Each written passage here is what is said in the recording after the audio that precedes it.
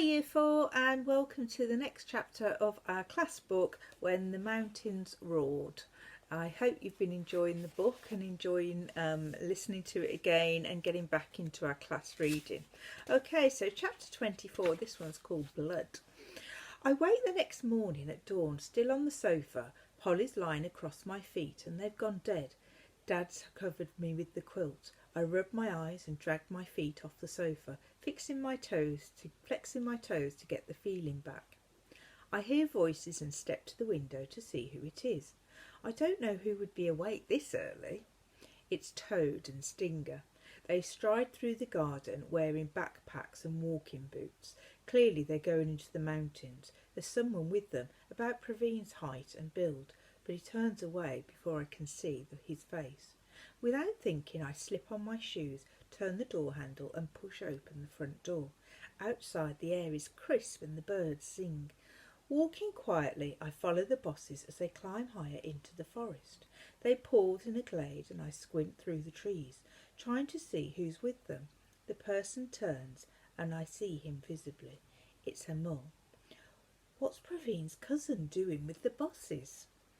I duck quickly behind a bush. Toad grabs Stinger's arm and they all go very still. Then silently they slip rifles from their backpacks before carrying on. I duck low to the ground and creep forwards, following the two men and the boy ahead. The trees rustle and dappled light flickers around me. I step as silently as I can, avoiding twigs and crisp leaves. The group stops and I dart behind a tree. I can't be seen. They have guns. I flatten myself against the trunk and peer around it. They're gathered by a thick tree, examining the base. I know what they're looking for, some trace of the leopard. But leopards are elusive. Their spotted coats and paddled feet allow them to hide in shadows. There are only 5 ways to find a leopard. You can track their prints, follow their scratches and scrapes, look for their scat, discover their scent markings and listen for other animals' alarm calls. Over there, says the mole, pointing ahead. He raises his finger to his lips. They move on, quieter and quicker. I wait until they're out of sight and then dash to the trunk they were inspecting. A line of ants runs down it. Next to them, etched into the bark, are claw marks. I touch the scratches. They're fresh. A leopard was here recently. I sniff. I don't detect a spray odour. It's a good sign that the claw marks are a few days old. I turn back in the direction of Toad and Stinger and hope with all my might that the leopard is far away by now. I sneak after the group again and soon catch glimpses of them through the trees. The forest throbs with the buzz of cicadas and chirp of birds. As I step over a fern, I slip on a rock and scrape my palms. Breaking my fall, I freeze on the ground. Did they hear me? Between the fern leaves ahead, I spot their legs. They've stopped in the path. My heart pounds. I imagine what I'll say if I'm caught. Or worse, I realise they could think I'm a leopard and shoot me. Maybe I should shout now. But I stay silent and through the parted fern I watch. They're not turning to look at me. They're staring at something on the ground. I sink lower and wait. The men peer into the undergrowth around them before heading off to the left in a new direction. I dart to the place where they'd stopped.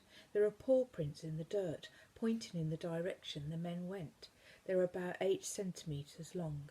The main pad has 3 lobes on the back of it. 4 toe prints with no claws sit above the pad.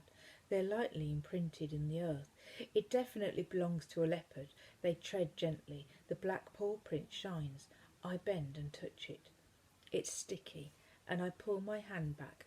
My fingers come away, deep red. My breath catches. Blood.